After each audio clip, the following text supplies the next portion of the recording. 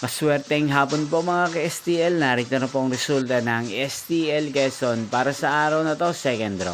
August 7, 2025, araw ng Huwebes.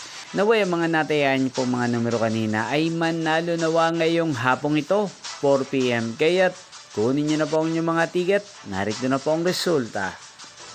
Ang mga numerong nanalo sa STL Quezon ngayong hapong ito, August 7, 2025, 4 PM. Second draw result, 31 at 31 or Pompiang 31.